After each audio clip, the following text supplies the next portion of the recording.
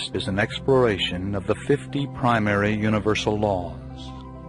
The universe is perfectly balanced by natural and moral laws which are regulatory vibrations to maintain order. When you work within the laws, you can be assured of eventual positive outcome. When the laws are transgressed, you can be assured of suffering, the only purpose of which is to teach a better way. Number 1. The law of harmony. This law supersedes even the fundamental law of karma, for harmony is a supreme potential of balance. The purpose of karma is to attain harmony. If you throw a rock into a pond, you disturb the harmony of the pond. You are the cause, and the effect is the splash and the ripples that flow out and back until the harmony is restored. Now similarly, your disharmonious karmic actions flow out into the universe and back upon you, lifetime after lifetime, until eventually your own harmony is restored. So, as you experience your life, you and the entire universe are experiencing the karmic ripples which will eventually result in harmony.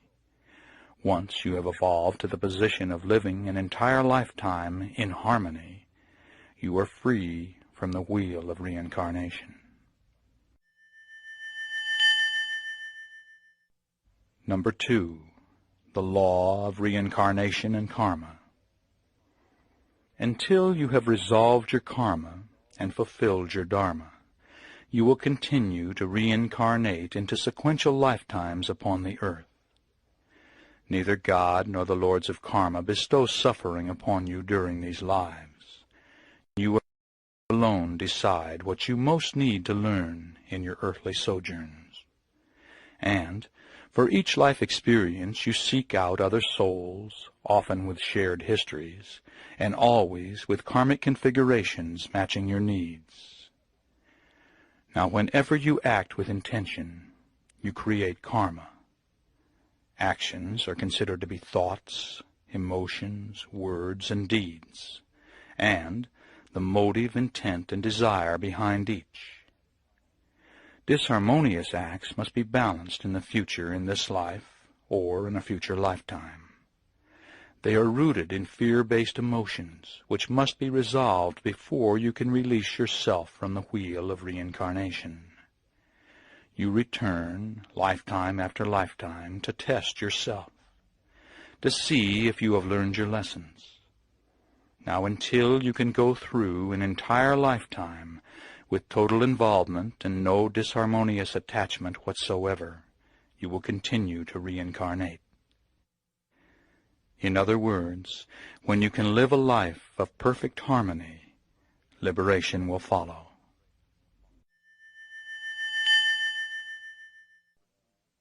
Number 3. The law of wisdom. Wisdom erases karma. If you have the wisdom to learn your lessons through love and wisdom, you can mitigate your suffering. Sadly, though, we seem to learn fastest through pain, through directly experiencing the consequences of our actions. As an example, you greedily take from others, and instead of learning through wisdom and love that this is wrong, you have to directly experience someone greedily taking from you, whether later in this life or in a future lifetime. As another way to look at the law of wisdom, when you move toward a predestined test in your life, if you have the wisdom to proceed with harmony, you will surely mitigate the traumatic impact of the event. All right, now here are some examples. Example number 1. In your last life you were married to a soul who is your mate today, and whom you cruelly left for another in that previous lifetime. Before you were born into your current life, you agreed to be left by your mate under similar circumstances. Now this will allow you to balance your karma and directly experience the pain of abandonment. If, through the wisdom of Master of Life awareness, it is easier to consciously detach from the relationship with love, you will ease the pain of parting while also passing your own test. Example number 2. Assume that you have astrologically destined a severe relationship test for May of your 35th year. Now, if you have learned through past life awareness as well as present life learning to be positive, non-judgmental, and without expectations in your relationship, you may only experience an argument with your mate on that fateful day in May. But if you haven't learned your past lessons and have intensified the disharmony during your relationship, you might experience a divorce in May of your 35th year. Example number 3. In several past lives, you were so proud that you were unwilling to accept any assistance from others. Now, pride is fear. So in this life, you have astrologically predestined an event which will cause you to be institutionalized for many years. On a soul level, you've decided you needed to create circumstances which would force you to subdue your pride and allow others to give to you. But through wisdom in this life, you have overridden your pride and opened your heart, gladly accepting assistance from others. Because of this, you will not have to be institutionalized to learn your lesson. Wisdom will have erased the karma.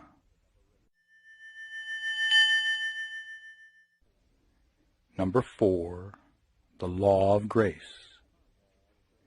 Karma can be experienced to the letter of the law, or in mercy and grace. In other words, if you give love, mercy, and grace to others, you will receive the same in return. All right, now here are a couple of examples. Example 1. You have destined a future event in which you will be the victim of slander and gossip, which will ruin your career. But in the years preceding this event, you have become so kind and loving to other human beings, it is obvious to your higher self that you have learned your needed lesson. So, the predestined event will be mitigated, having little or no effect upon you. Example number 2.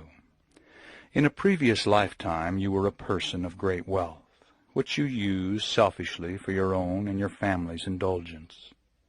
In this life, you have destined yourself to experience monetary need. But you were so giving with the little you have, you release yourself from this self-imposed bondage, and once again rise monetarily, always sharing what you have with those in need.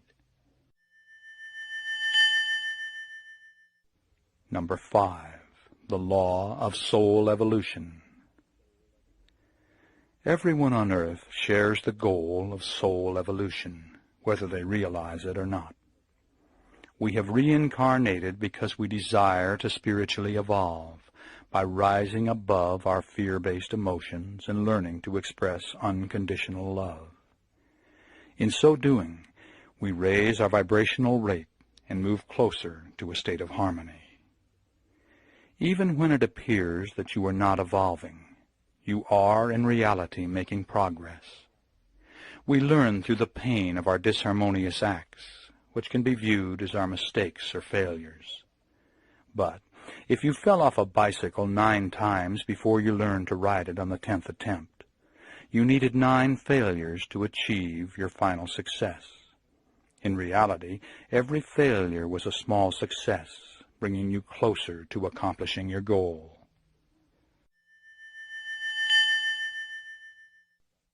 Number 6, the law of the Bodhisattva.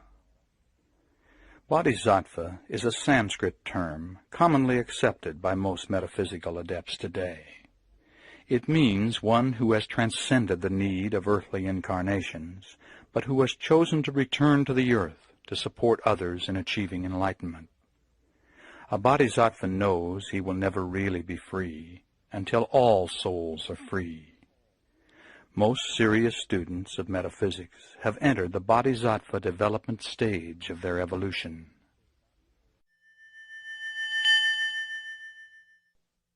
Number 7, the law of vibrational attainment. The entire universe operates on the same principle of vibrational energy. When Einstein discovered that matter is energy, he opened the door to merging science and metaphysics. The scientists have proven that energy cannot die. It can only transform. And, by its very nature, energy must move forward or backward, stand still, for to do so is stagnation, resulting in transformation. Now you are energy. Your skin, which appears solid, is actually trillions of swiftly moving molecules orbiting each other at a specific vibrational rate, a physical life rate that you earned in the past as a result of how harmoniously or disharmoniously you've lived your past lives and your current life up until this very moment in time.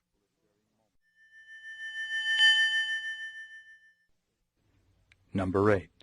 The law of free will. The law of free will operates in 3 ways. Number 1. Although many of the major events in your life are astrologically predestined, you always have free will to mitigate the impact of the event or to transcend it entirely. This will result from how you live your life up to the situation you have destined for yourself to experience. If you give grace and mercy to others, are positive, loving, and compassionate, and demonstrate by your actions that you've learned past lessons, you can minimize disharmonious experiences. Number 2. As you obtain Master of Life awareness and develop conscious detachment, you will be far less affected by worldly events than in the past. A Master of Life enjoys all the warmth and joy that life has to offer, but detaches from the negativity by allowing it to flow through him without affecting him. Number 3. You always have free will in how you respond to any situation. If you respond with positive emotions, compassion, and integrity, you have probably learned your karmic lessons and will not have to experience a similar situation in the future.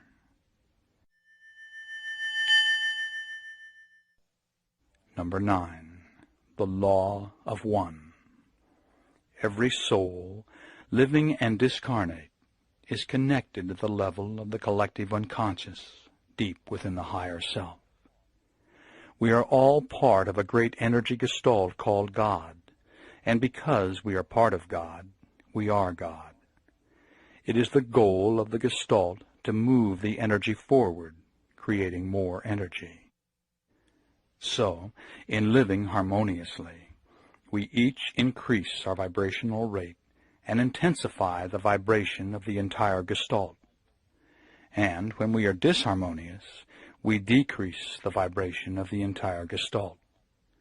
Because we are one, everything you think, say, and do, and the motive, intent, and desire behind everything you think, say, and do, affects every other soul.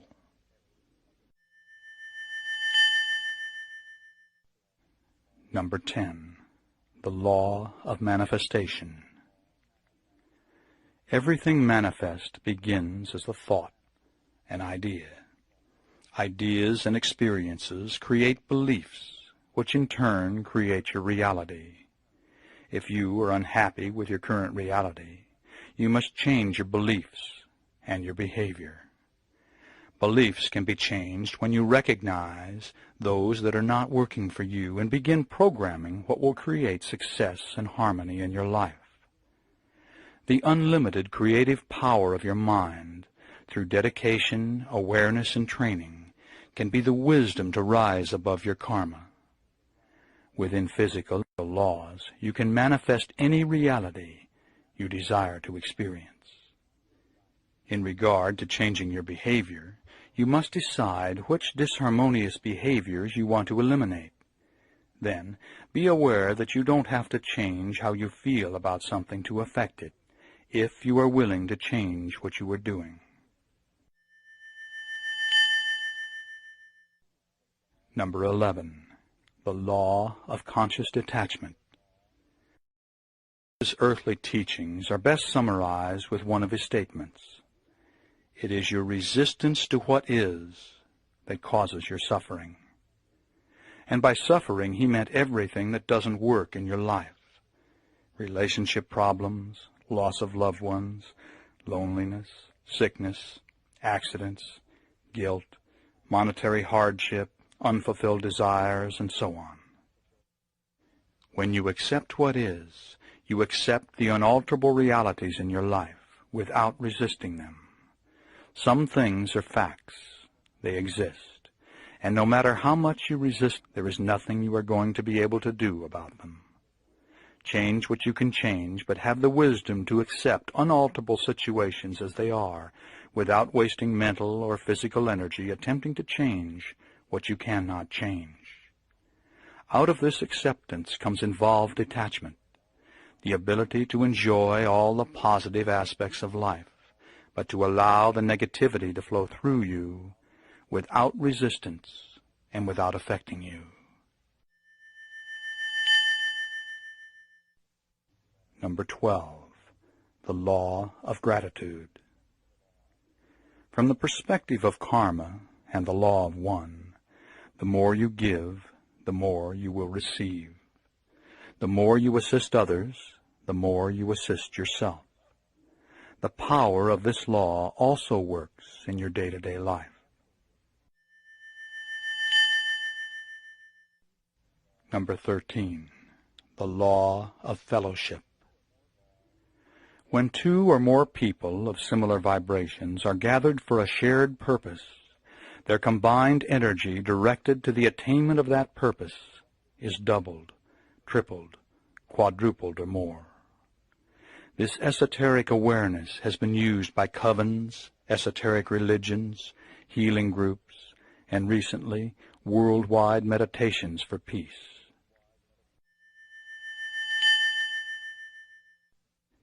Number 14, the law of resistance. That which you resist, you draw to you, and you will perpetuate its influence upon your life.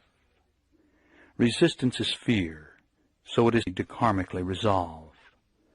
The law of resistance assures that you let go of the fear by encountering it until you are forced to deal with it by learning conscious detachment. All right, now here are a couple of examples. Example number 1. You were extremely resistant toward your mother-in-law, resulting in constant conflicts with her. Now, when you attain Master of Life awareness and stop resisting her by consciously detaching from the negativity, the problem will be resolved.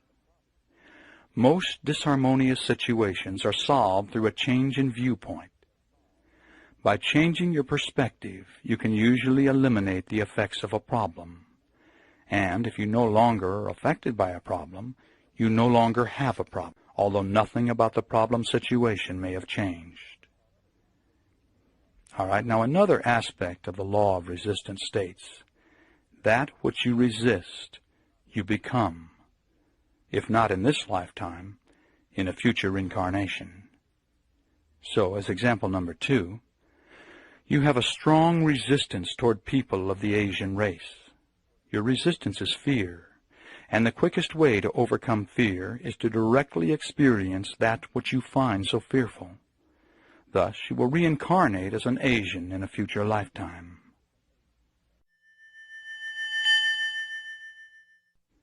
Number 15, the law of attraction. Where your attention goes, your energy flows. You attract what you are and that which you concentrate upon.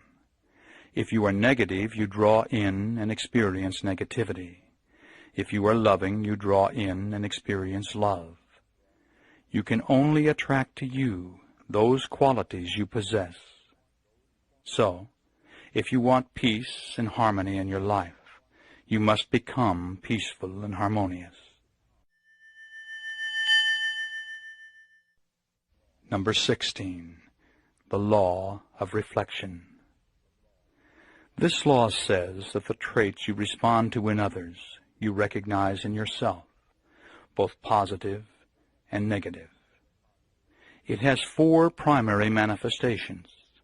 Number 1, that which you admire in others, you recognize as existing within yourself. Number 2, that which you resist in others and react to strongly in others is surely to be found within yourself. Number 3, that you resist and react to in others is something which you are afraid exists within you. And number 4, that which you resist in yourself, you will dislike in others. In other words, you have chosen to incarnate upon the manifest plane to learn to rise above the effects of fear.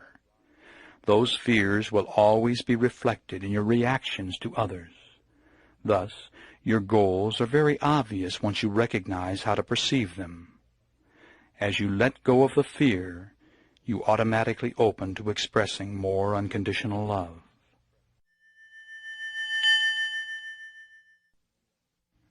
Number 17, the law of unconditional love. The expression of unconditional love will eventually result in harmony. Unconditional love is not romantic love. It's the acceptance of others as they are without judgment or expectations. It's the total acceptance of others without attempting to change. The law of unconditional love says, if you go out of your way to express unconditional love, you automatically rise above fear. And as you transcend your fears, you automatically open to the expression of unconditional love. Number 18, the law of magnetic affinities. By astrologically choosing the time and place of your birth, you determine the nature of the effects you will experience in your life. On the other side, before you were born, you made decisions about the lifetime you would be entering into. You chose your parents, other souls to interact with you, and the astrological configurations of your birth, which determine your character, personality, abilities, restrictions, and timing for strengths and weaknesses. If all of this seems too complicated to be real, be aware that you are only using 5 to 10% of the capacity of your brain. And the brain-mind researchers say the human brain has 200,000 times the capacity of the greatest computer ever built. Such calculations, as I've just described, would be no problem for such a computer. Number 19, the law of abundance. You have within yourself everything required to make your earthly incarnation a paradise if you choose to accept that which is your natural birthright. We live in a universe of abundance, although the majority of those populating our planet appear to view it as a universe of scarcity. Number 20, the law of divine order. If you seek to understand the law of divine order, study the natural balance, for it works very much the same way. Everything is as it should be, although mankind is far from experiencing its potential of total harmony. There are no accidents. Your energy, translated into thoughts, words, emotions, and deeds, causes all your experiences. This assures that you always have the learning opportunities you require to resolve your karma. And, as with you, the collective thoughts, words, emotions, and deeds of mankind create the environment for us all. If enough souls focus their energy upon peace, we will have peace. If the majority of souls are filled with anger, we may all have to experience war. We are all one, and like the many subpersonalities within you, the dominant traits of mankind will emerge to resolve our group karma. At this moment, a born-again Christian evangelist preaches fear from a pulpit in West Virginia, while a yoga instructor directs a loving group meditation in Oregon. One is directing the energy of the Gestalt into disharmony, the other into harmony. Hopefully, at least one can cancel out the other. If we can't attain harmony, maybe we can balance the disharmony. Certainly, as New Agers, we must not give up, individually or collectively. As always, fear is the problem, and love is the answer.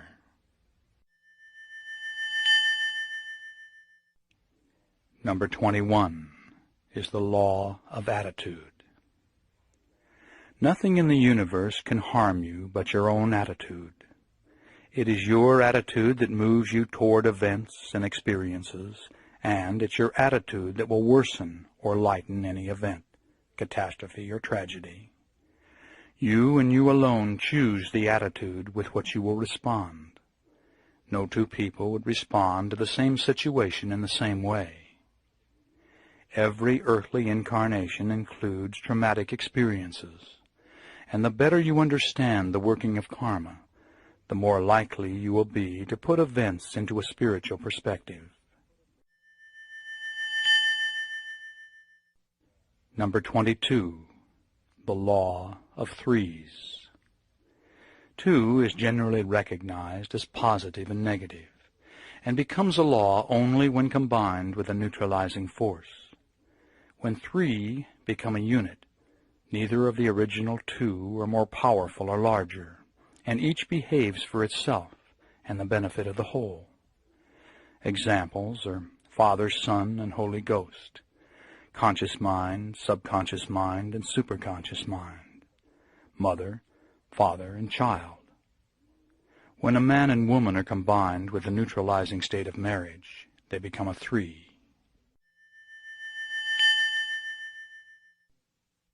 Number 23, the law of association. If 2 or more units have something in common, the commonality can be used to influence or control the other thing.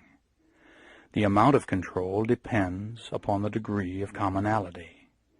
The more in common they both are, the more the influence. As an example, if you pray while holding a Bible, you will be more likely to experience a spiritual connectedness. The Bible and prayer share a commonality. As another example, proper diet and exercise share the mental commonality of perceived good health, which is more likely to manifest as the result of your assumption.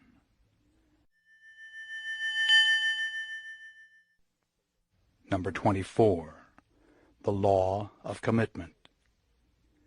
When you become clear on your intent, making a decision and obligating yourself to a task or a belief, everything begins to fall into place if your direction is in harmony with the universe as it relates to your purpose.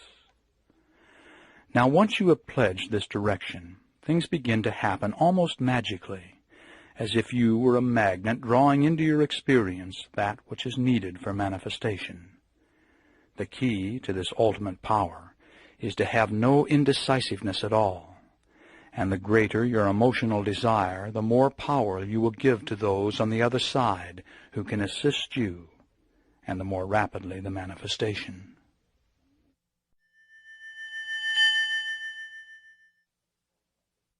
Number 25, the law of dissonance. It says that you are going to experience mental discomfort when you hold 2 conflicting beliefs, or when your actions don't agree with your beliefs. As an example, you believe that smoking is bad for your health, yet you continue to smoke. You believe that extramarital affairs are morally wrong, and yet you continue to be involved with someone on the side. You believe that you should be a more patient mother, yet you continue to yell at your children. The law says that when your beliefs and actions are incompatible, you will attempt to reduce the resulting discomfort by changing either your actions or your beliefs. The smoker will become an ex-smoker, or he will deny or rationalize the health threat.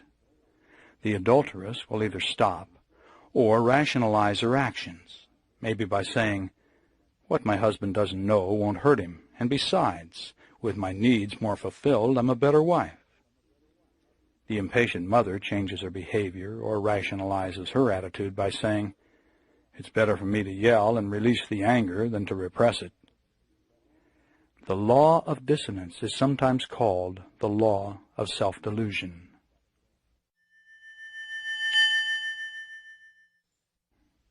Number 26. The law of experience. It says that new information entering your mind destroys previous information of a similar nature. Once a pathway of information has been established in your brain, that viewpoint will prevail unless new information comes in to destroy and replace it.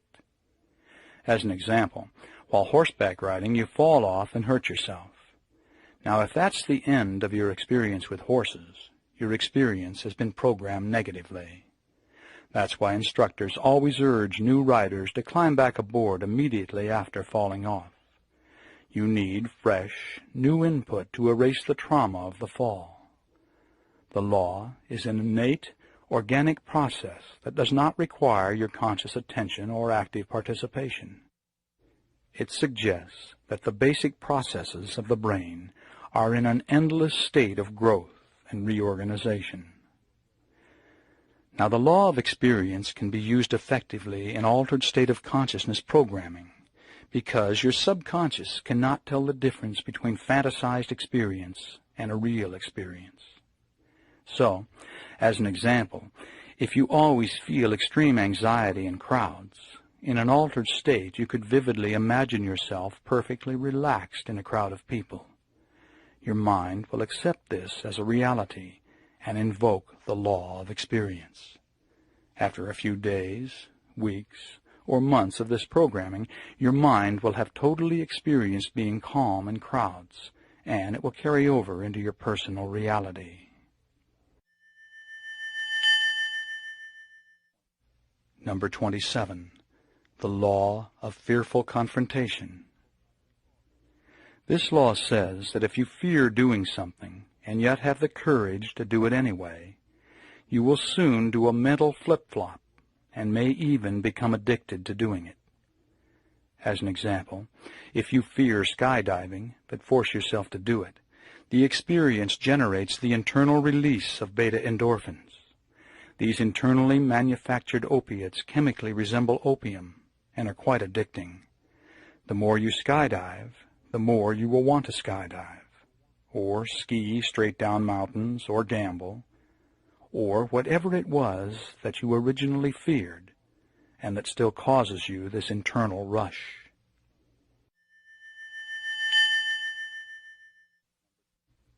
Number 28. The law of group consciousness. Every one of us is part of a great energy gestalt and connected on the level of the collective unconscious.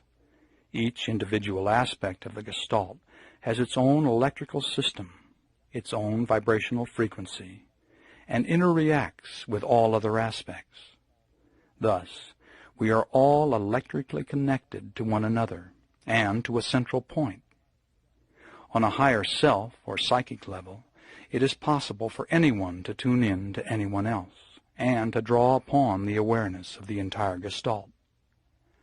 Like the concept of the 100th monkey, mankind takes advancing steps when group consciousness reaches a critical mass and new awareness is accepted by the whole. Number 29. The law of personal return. Although this law is really just another way to view karma, some people prefer it. It says if you think negatively of someone or send hateful thoughts to them, the thoughts may harm the person, but in due course they will return to the sender as sent. The same is true of disharmonious deeds.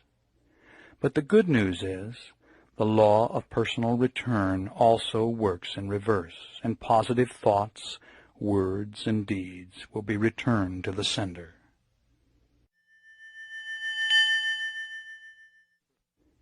Number 30. The law of activity. It says that action is the result of thought and part of a triad. Every thought produces an alchemical process in your consciousness and is the manifestation of motive, intent, or desire. This union of two is necessary for action and will ordain the karmic implications.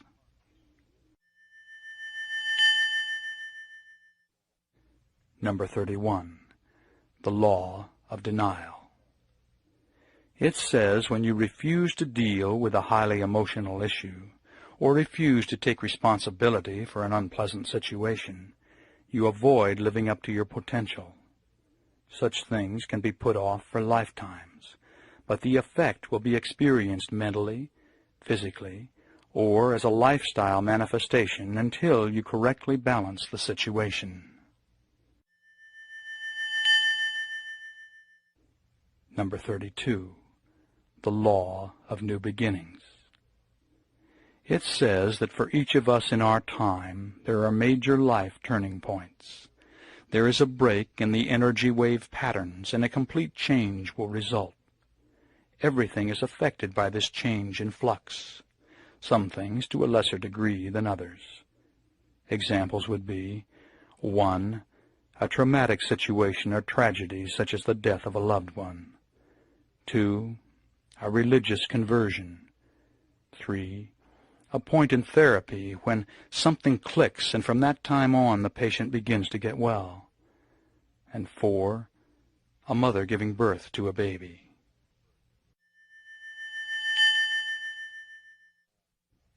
Number 33.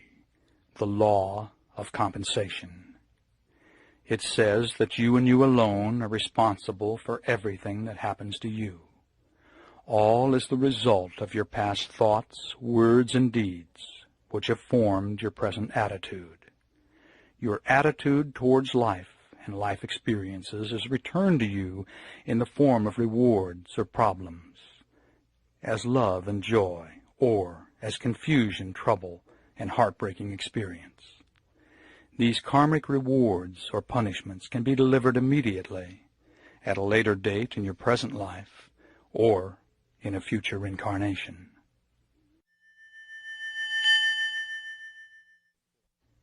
Number 34. The Law of Psychometric Influence. It says that two things, animate or inanimate, once in contact with each other, will continue to act upon each other, even at a distance long after the actual contact has been severed. Matter coming into contact with other matter absorbs and influences as a result of the contact. There is a psychometric blending of the etheric emanations. Thus, the person wearing a piece of inherited jewelry will be influenced by the psychometric emanations of the original owner. The more empathic the person is, the more likely she will be to be influenced by the state of mind of the original owner. As another example, when the contact takes place between two people, the intensity of the contact will dictate the degree and duration of the influence. So, a sexual union would result in a lengthy mental connection of the two people, even if they did not see each other again. Neither might recognize this consciously, but on an unconscious level, contact and influence continues. Number 35. The Law of Totality. It says that each part of a totality has its own characteristics, and also takes on the characteristics of the totality as a sum of its parts. Each part thus has two functions: to retain its own characteristics and to function as part of the totality. When separated, each part remains connected to the totality, and because it retains the characteristics of the totality, it can perform as the totality. Now, you may not realize this yet, but since you are part of God, you contain the potential to perform as God. This law is often expressed as the law of one.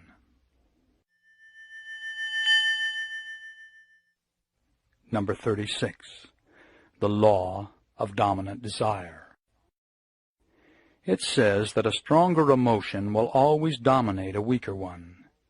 Every idea you perceive is the beginning of a manifestation, although all ideas are not expressed in reality. It doesn't matter which idea you consciously favor, or even know to be desirable. The stronger emotion will nullify the weaker ones, and the strongest emotion will begin to permeate all aspects of your activities. As an example, if you are emotionally focused upon the sexual desirability of a particular person, you may begin to create circumstances in many life areas which will increase the likelihood of an eventual sexual union. Number 37. The law of duality. It says the universe and all energy functions as a yin-yang balance, resulting in a tension between opposites. Yin is negative, yang is positive, and we all contain these dual aspects expressed as love and hate, harmony and chaos, good and evil. Actually, this tension is necessary for structure to exist, and human beings are energy structures. Now, don't be mistaken and think in terms of negative being bad. An automobile battery is a good analogy. One plate is charged positive, the next negative, the next positive, and so on. It's the interaction between the plates that generates the energy, but the negative plate is not better than the positive plate. Now, in relating this to your life, you must realize that without tension you don't exist. Thus, there is a need for yin balance in your life. Most people express their yin energy in undesirable ways, such as self-denial, excess hard work, gambling, dangerous activities such as driving too fast, or in arguing or fighting.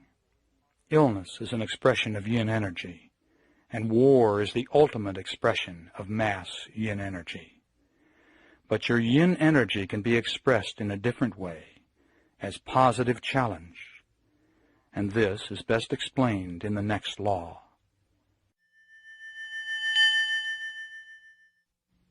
Number 38. The law of self-destruction. It says, as a natural expression of the law of duality, that which is totally successful tends to destroy itself.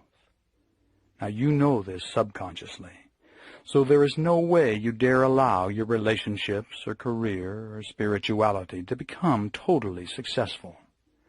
You realize if you reach that pinnacle, you greatly increase the potential for self-destruction. Now here are some examples. 1.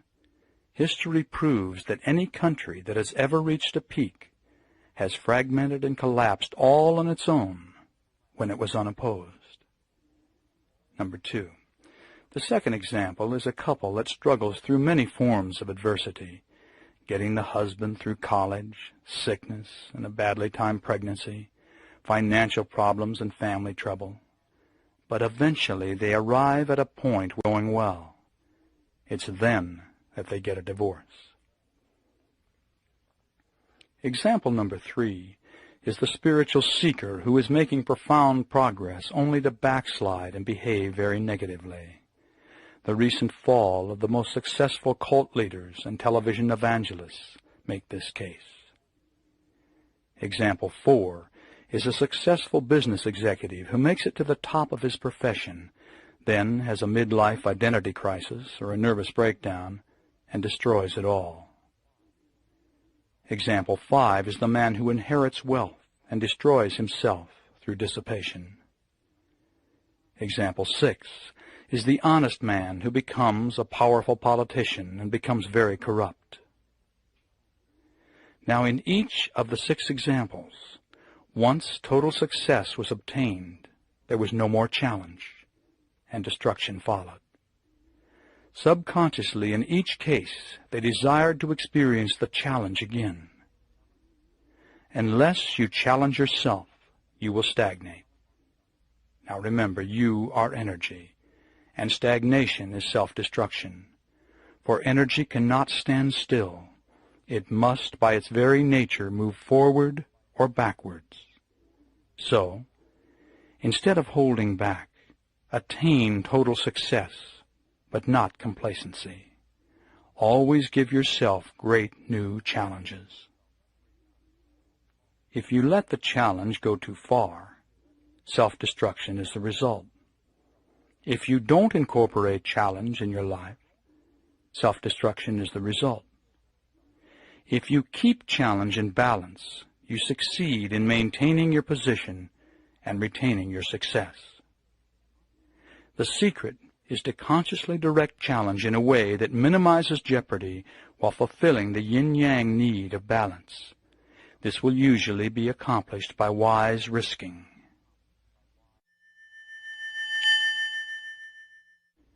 Number 39. The law of environmental manifestation.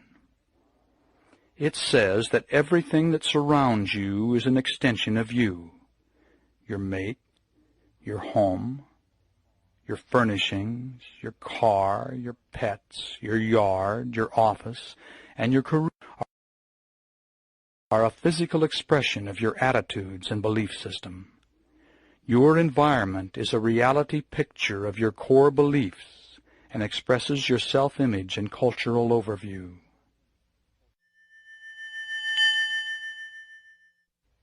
Number 40. The law of restriction. It says that man cannot create anything higher than his own level of understanding. Thus, society can never get any better than the level of mankind as a whole. Our systems for social change usually only add new burdens to already ineffective systems. Time has proven that this approach to a new society doesn't work. And our mistake is in trying to right the wrongs of the world from the outside in. This is working on the effect instead of the cause, and is doomed to failure. Instead, we must work from the inside out. Every one of us on this planet can incorporate the power of harmonious thinking, which is the only long-term solution to poverty and limitation. To heal the world, we must each first heal ourselves. Number 41. The law of self-worth. It says that you can only attract to you that which you feel worthy of. Your self-esteem is critical to your happiness and success. The truth is, you are not what you have, and you are not what you do. Beneath your fear programming, you are perfect, an enlightened soul fully self-actualized and a living example of unconditional love. It is only lifetimes of fear programming that are keeping you from acknowledging who you really are. The more you can let go of the fears, the higher your self-esteem, and the more options you will have, and the more risks you can take. The better you like yourself, the better others will like you, and the more worthy you will feel.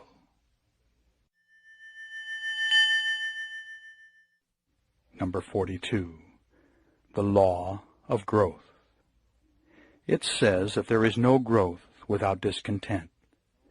Deep within your center, at the level of higher self, you know what is best for you, and it will always be to strive for more awareness. Never allow yourself to reach a level of self-satisfaction where there is no new challenge. For most of us, there will be no growth without agitation or discontent. So the idea is to carefully study your dissatisfactions, for they will tell you what you are about to leave behind, and possibly point to new future directions. Make sure the future is one of happiness and success.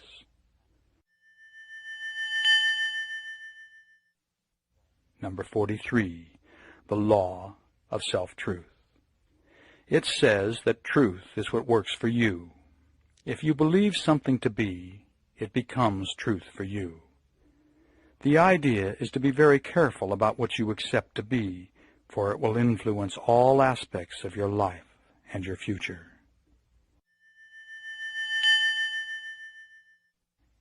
Number 44. The law of summarized experience. It says that you are the sum total of all that has ever happened to you in this life you are now living and in all of your past.